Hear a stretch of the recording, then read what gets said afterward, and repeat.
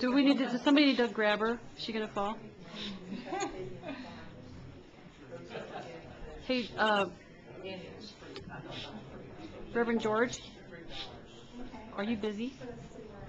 Would you stand behind Karen? Because when Jyoti did a healing on me, I actually couldn't stand up for a minute. So allow your body to do what it needs to do, Karen.